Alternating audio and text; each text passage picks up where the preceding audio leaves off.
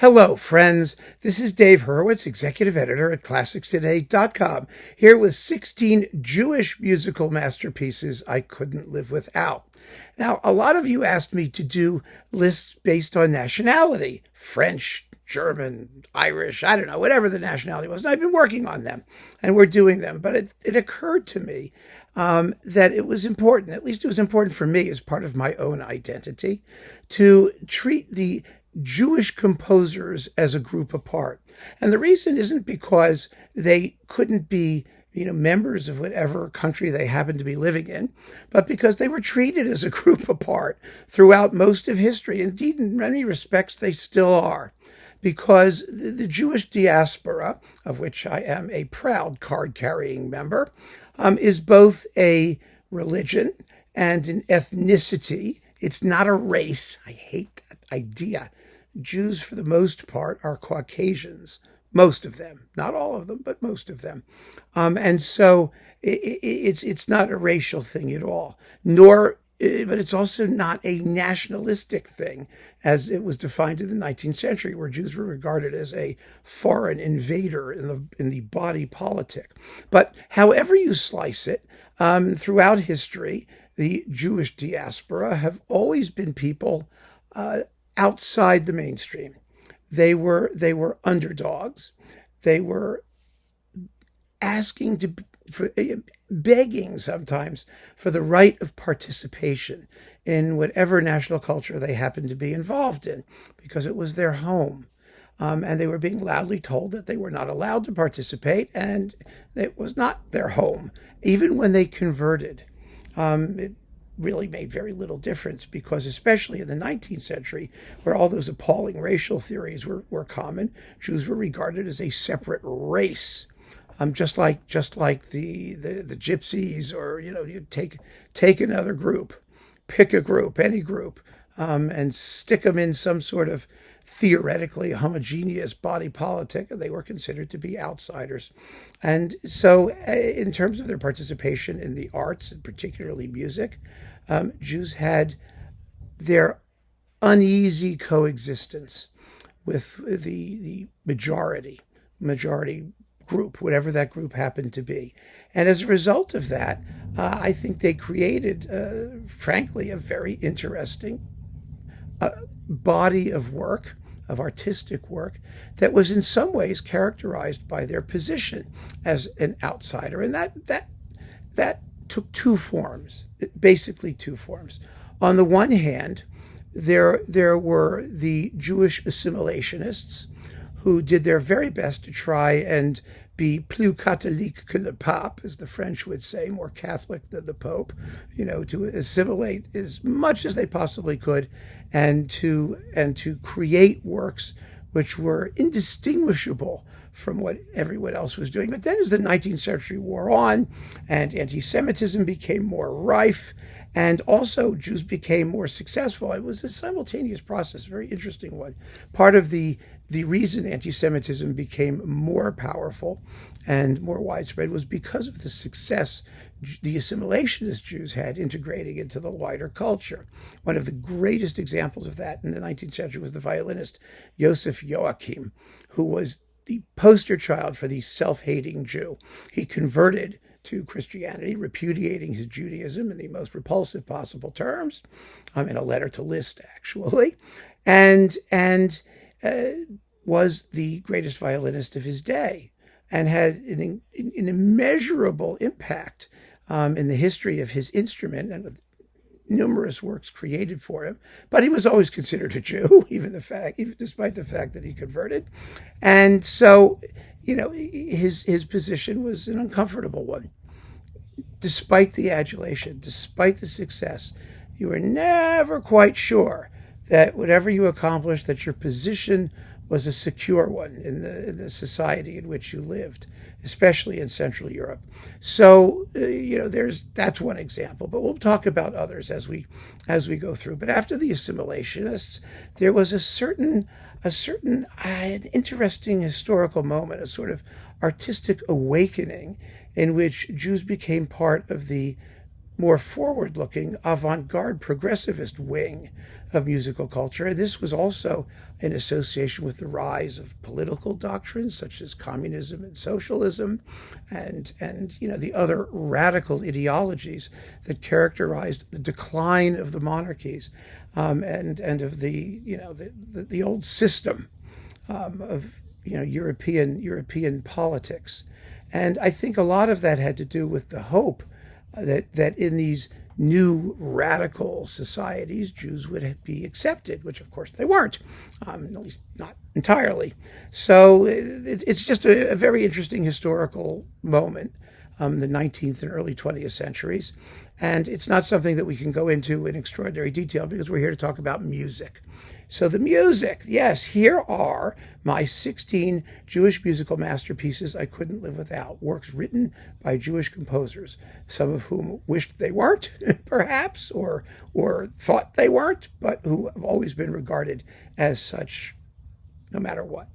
So, first, Alkan. I like Alkan. Concerto for Piano Solo. One of the great discoveries of the past 20 or 30 years has been Alkan's piano music, which is fully the equal of great masters like Liszt and Chopin. I mean, he was really an amazing guy.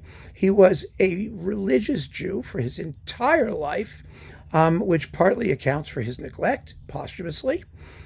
It really does. I mean, he composed things which were redolent of his Jewish heritage, but the piece for me is the Concerto for Solo Piano, which is one of the most brilliant, egomaniacal, romantic bits of keyboard extravagance that you'll ever hear. Just an astonishing, amazing, fascinating piece which combines a classical strictness of form with extraordinary virtuoso technique. Really an amazing work, fascinating work. It's right up there with the Liszt Sonata and all those, the Hammerklavier, all those big piano things. It's just tremendous. Next, Mendelssohn's Octet. Well, that's incredibly popular. It's a repertory work, isn't it? But Mendelssohn spent his life as a card-carrying, sincere Lutheran, but he was described by his teacher in a letter to Goethe as an uncircumcised Jew, which shows you how far the Lutheranism thing went. I mean, that's how he was looked at, because people had these bizarre theories of racial origin and all of that stuff, and they stuck to him. And Mendelssohn's music was, of course, banned by the Nazis. And after World War II, Furtwängler made an incredibly embarrassing speech that he thought was very generous, where he allowed that, well, maybe after all, Mendelssohn could be considered a German composer after all. At the end, it was grotesque, the way people thought about these things. But that was Mendelssohn's heritage. Now, he was enormously successful in his day, partly because he was enormously wealthy, which never hurts. I mean, assimilationist Jews were able to use their wealth to buy their way into society up to a certain point. And Mendelssohn's career as a composer was lubricated by his family's wealth and influence. But at the end of the day, he was a musical genius, an extraordinary musical genius, and actually a true romantic and a revolutionary composer in his handling of form and his recovery of Bach and all the things that he did, and a huge influence on future music, and a huge model for assimilationist composers, assimilationist Jews, and conservative composers of all sorts who adopted his model. And that may or may not have been a good thing, because most of them wound up sounding like tepid Mendelssohn. But he was a remarkable composer. Of course, we all know that. I'm in the middle of a whole series of Mendelssohn talks and random reviews from the Overflow Room. I wrote a book about him. And the more you study him, the more interesting he gets. There are layers to his music and to his personality that are fascinating, absolutely fascinating. And they arise from his unstable position in the German society of his day. Next, Goldmark. Goldmark's Rustic Wedding Symphony, one of the wonderful, beautiful masterpieces of the second half of the 19th century. It used to be a repertory work. Now it's basically ignored. And it's gorgeous. It's a suite, actually. It's not so much a symphony. The title says it all, and the tunes are fabulous. The orchestration is glowing. Goldmark was known in his lifetime for his opera, The Queen of Sheba, which is a beautiful work, really a beautiful work. I mean, it's also worth hearing. His violin concerto gets revived now and again. It's a lovely piece. He wrote a lot of really good music, a bunch of terrific overtures and tone poems. It's all worth hearing. He was a characterful and distinctive voice at a time when there weren't that many in Germanish music of the time. There was like Brahms, there was like Bruckner, who no one cared about, and in opera there was Wagner, and nobody talks about anyone else in the second half of the 19th century. Liszt up to a point. And so Goldmark is somebody who's really, really worth getting to know. But he was an outsider. He was an outsider clamoring for admission. Meyerbeer is another very interesting character. Actually, there's a pair here. Meyerbeer and Offenbach, the yin and yang of French theatrical music in the 19th century. Meyerbeer's opera Robert le Diable is so super duper cool. It really is nifty. It was the work that, along with Rossini's William Tell and Auber's La Muette de Portici, or Massimilian Yellow, or whatever it was also called, they invented French grand opera. And Meyerbeer became the iconic composer of French grand opera, with later works like the Huguenots and Le Prophète and L'Africaine and things like that. Just a few enormous works. He was the model for Wagner. He was very kind to Wagner, something Wagner spent the rest of his life repudiating and living down and acting like a total jackass about, and with whom Wagner had much in common, although he hated to admit it. He really, really did. Meyerbeer's reputation went into immediate decline after he died and has stayed there ever since. There is now a critical edition of his works coming out, which may do something to help revive them. They are fine works. He was a fine composer, a very careful composer. And his background as a Jewish composer counted against him, of course, at least in terms of his posthumous reputation. You see, there was a period, a post-Enlightenment period in the 19th century, with all of the religious ferment and political ferment and rise of the bourgeoisie, where Jewish artists had an opportunity to make a statement. And they did. And Meyerbeer was one of those. But then as soon as the conservative reaction set in, which of course it did, in the latter half of the 19th century, and nationalism began, ethnic nationalism particularly, raised its ugly head. Jews began to be excluded once again. So it's a cyclical process. Offenbach is another fascinating character because, Meyerbeer was the icon of serious opera, grand opera. Offenbach was, of course, the master of operetta, light opera, and I chose work La Grande-Duchesse de Gérolstein, which is just so much fun, and it's absolutely delightful, and it has this sort of militarist plot it's hilarious, and the music is effervescent and joyful and full of incredibly good tunes. And these two German Jewish people actually dominated French theatrical music for much of the 19th century.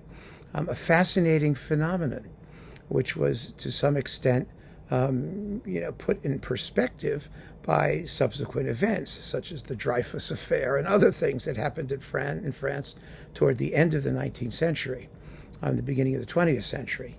That was a moment in French musical history that was pretty special. Compared to what was usually going on in the rest of Europe, their openness to those kinds of influences. But then again, France has always been open to foreign influences. Remember, Lully was Italian who became French. They allowed you to become French if you became French, if you Frenchified yourself, up to a point. Being Jewish was on the cusp It was sort of the point. It could go either way, and it did. It went both ways. Dukas, the Sorcerer's Apprentice. A lot of people don't know that Dukas was Jewish. He was, actually, from a fairly religious family, as far as I understand. And the Sorcerer's Apprentice is just a masterpiece by a Jewish composer, and it's fabulous and wonderful, and we love it. And, nothing more needs to be said about it. Just the fact that it exists. It's marvelous. Mahler, of course. Mahler's Das Lied von der Erde, perhaps his most personal work, and one in which that wonderful interlude in Der Abschied, the final song in the piece, is maybe the last great evocation of Mahler's Jewish roots. It's a wailing lament, funeral march type, klezmer-influenced woodwind clarinets squealing at the top. Oh my goodness! You listen to it, and yes, despite the work's Orientalist ambience and Chinese poetry, you know that there's a Jewish composer at work when you hear that. It just hits you right in your Jewish soul if you have one, and anyone can have one, by the way. If it hits you in your soul, it's a Jewish soul. Oh my gosh, it's amazing and powerful stuff. But Mahler was an example of the latter type of Jewish composers, the ones who, at the beginning of the 20th century particularly, began to associate themselves with the progressive elements in music. Mahler was a revolutionary symphonist, and he embraced his Jewish eclecticism in order to create works that, as he said, embraced the world. Because you can argue, of course, that Jews were contaminants in the body politic of pure European nationalism, on the one hand, or on the other hand, that they were citizens of the world, bearers of the general message of humanity, of all stripes and colors. And that became a leitmotif, if you want to call it that. Wagner would turn over in his grave, that characterized a lot of Jewish music from the beginning of the 20th century onward. That embracing of the rootlessness of the Jewish heritage in order to create something extremely moving and beautiful and sometimes wistful and melancholy, but powerful, extremely powerful. And Mahler's music is extremely powerful. Ernest Bloch was a fascinating composer who also embraced his Jewishness and wrote a whole series of works on Jewish themes or Jewish ideas, one of which is the three Jewish poems, Trois, Poèmes Juifs, an absolutely lovely work. His most famous is the quasi-cello concerto tone poem Shlomo, which I love, but I really like the three Jewish poems. His orchestral music is extraordinarily powerful and very, very beautiful. And there's a lot of it. And not just the Jewish stuff. He had a whole bunch he was Swiss, and so there was this Swiss thing that he did, his Swiss works. There was the neoclassicist. There was his Chinese element, which I think is hilarious because I always say it reminds me of my grandmother who said, every room needs a touch of Chinese. I mean, it was like, his music is something like, the interior decor of your Jewish grandmother's living room with the plastic slip covers and the crystal daggers hanging from the lamps and the things like that. I mean, really a very, very interesting guy. And his Jewish works, of which there are about half a dozen, maybe more, are extremely powerful and beautiful, beautiful works. Kurt Weill, another of the radical crew. He became a socialist. He was associated, of course, with Bertolt Brecht, the communist/socialist playwright, in works like The Threepenny Opera and The Rise and Fall of the City of Mahogany and Happy End. And then he came to the United States and was associated with the left wing of American music theater. Really a fantastic composer, a brilliant composer. And his ballet, The Seven Deadly Sins, which is just called that, but it's actually the whole title is The Seven Deadly Sins of Small-Time Citizens, because that brings in the Kleinbürger, that brings in the bourgeois capitalist element and the money thing. Oh God, what a masterpiece. It's a ballet with songs, for basically one dancer and one singer who are the same people. Anna 1 and Anna 2, two sides of the same personality. And she's running around America, the land of capitalism, in order to raise money for her family to build a house in Louisiana on the Mississippi. Her mother is a bass. Their family is a little group of male singers. It's just delicious. It's the most world-weary, but at the same time, up-tempo piece of music you've ever heard in your life. It's just great, great stuff. Schreker. Oh, yes. He was another of the post-turn of the 20th century sort of decadent set, the radicals, who was interested in sort of the Freudian opera, all kinds of things about, morbid sex and depravity. And oh gosh, it's just wonderful. And his opera Die Gezeichneten, the Branded, I've talked about quite a few times. And he took the prelude to that opera and expanded it into a tone poem, which he simply called Prelude to a Drama. It's a piece of glittering, sensual, genius orchestration with wonderful, wonderful tunes. And he had a very, very sad end. When the Nazis came to power in 1933, he was the head of the Hochschule für Musik in Berlin, I believe, the Berlin Conservatory. He was stripped of his teaching position and had a heart attack and died soon after. And memory of him in Germany was completely obliterated, which is terrible. Now, thanks to the Entartete Musik series on Decca, which features a whole slew of, Entartete Jewish forbidden composers. I could have done the whole list on, based on that series.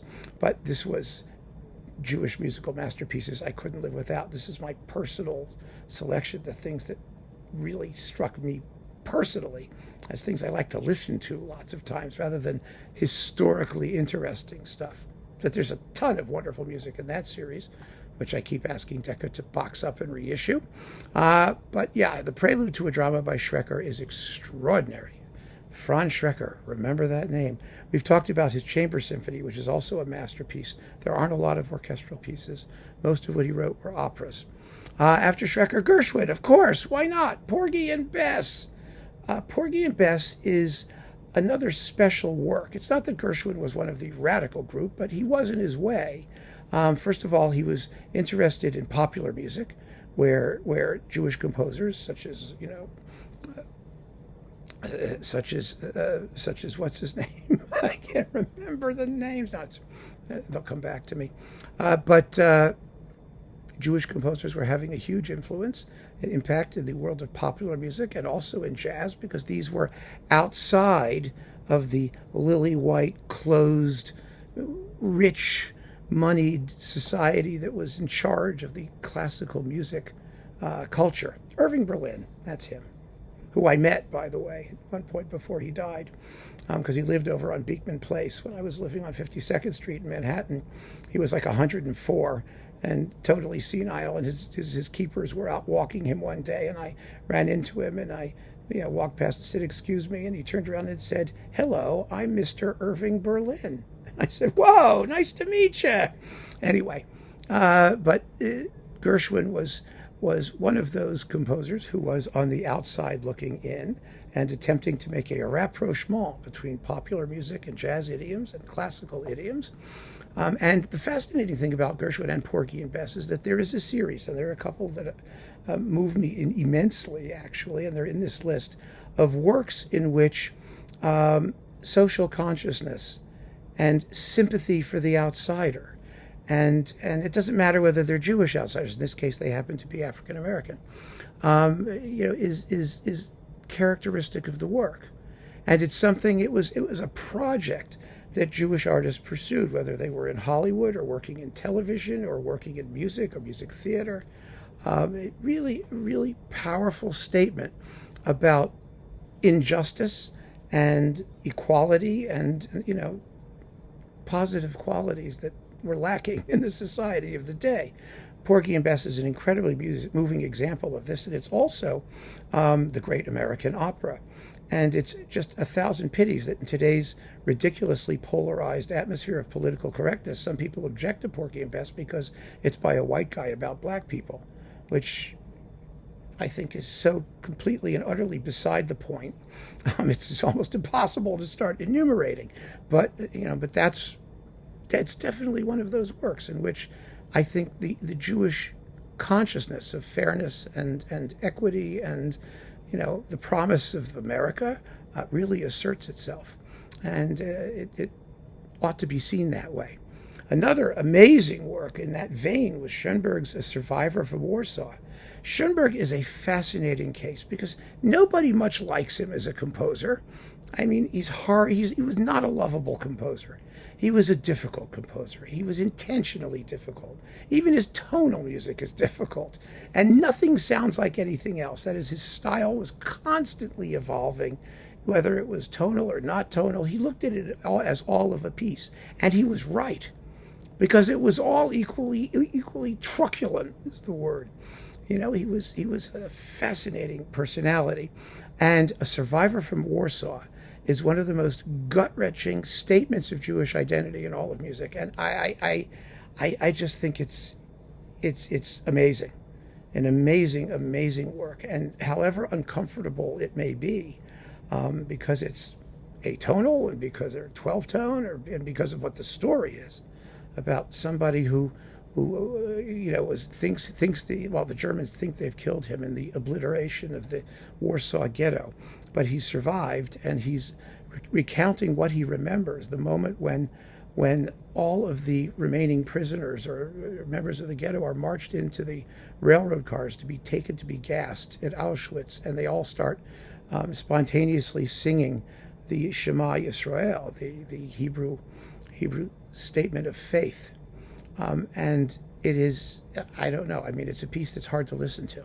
It's only about 10 minutes long, but it's astonishing, absolutely astonishing. And Schoenberg's embrace of his Jewishness at the same time that he more than accepted his role as a radical German composer whose work and life's effort was to secure the superiority of German music for all time. It's really an amazing essay in contradiction, because he was, of course, roundly rejected by just about everybody, at least people in Germany, until the post-war era, whence he was, idolized. But I think in a way that was, kind of mindless, to be honest with you. I think that his achievement is much more moving and comprehensible when seen within the context of his position as a German Jewish composer. And this is the work that encapsulates that, I think, very, very movingly. Copland, Rodeo. Oh, yes, of course. We have to talk about Rodeo, because it's the ultimate piece of Western music, and the fact that it was written by a gay Jewish guy from Brooklyn is just one of those marvelous musical ironies that with which our cultural life is full.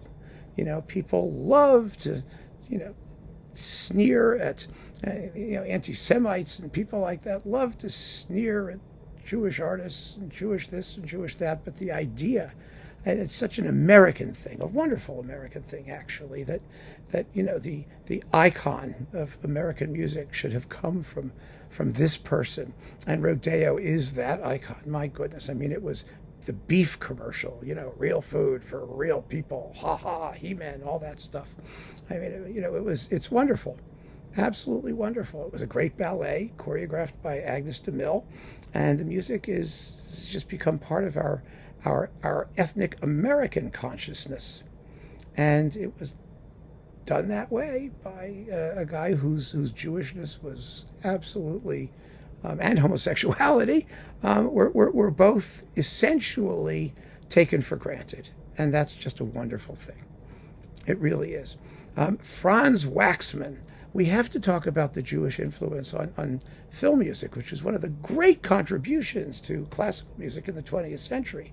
And the number of Jewish composers working in Hollywood was just unbelievable. Of course, aside from Waxman, you had, of course, Bernard Herrmann, and you had Max Steiner, who was of Jewish origin, although he was a practicing Christian to the extent he practiced anything.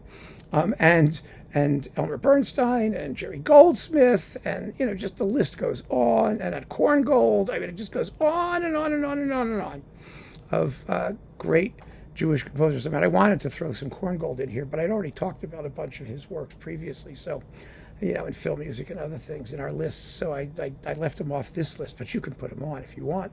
But Waxman's Sunset Boulevard.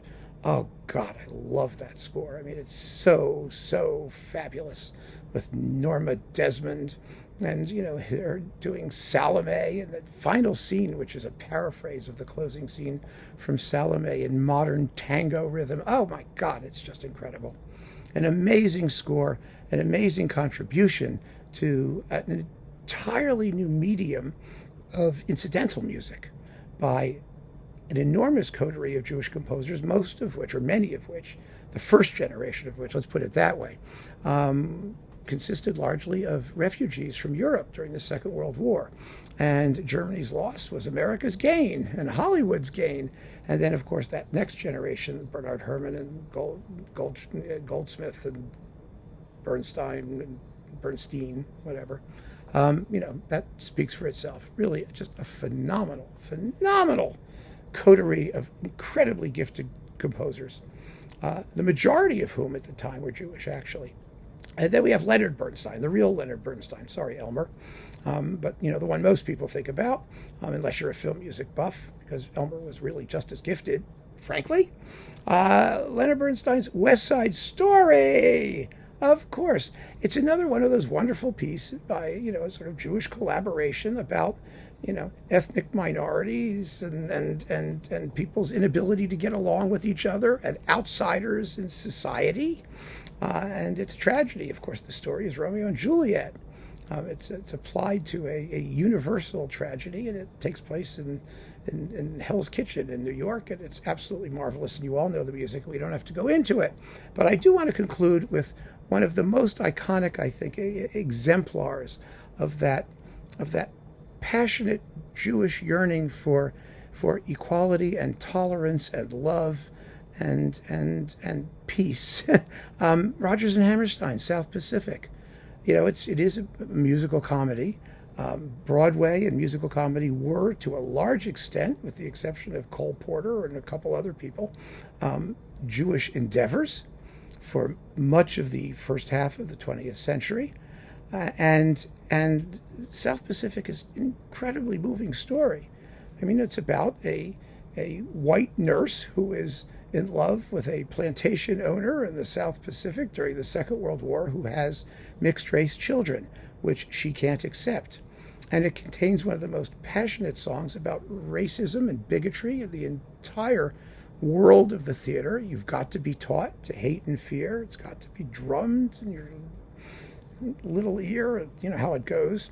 You've got to be carefully taught. It's an incredibly moving and strong condemnation of bigotry. And it was actually considered by some to be too radical, too strong for a mere musical comedy.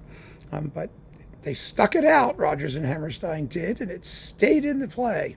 And as a result of that, we have a really sensitive and beautiful story that's worth taking far more seriously than people do. So anyway, my friends, there you have it. My 16 Jewish musical masterpieces that I can't live without. Works by Jewish composers that I think express something of an identity. There's an identity there. There's something there that all of these composers have in common. However different they may have been, however assimilationist or not they were. And it shows an evolution of, I think, the Jewish artistic consciousness from the Enlightenment. We can now join society to, after they tried and became increasingly excluded, to a radical awakening that embraced both their Jewish identity and hope for the future, and a belief in what ought to be, even if it wasn't then. So keep on listening, friends. Thanks so much for joining me. Take care.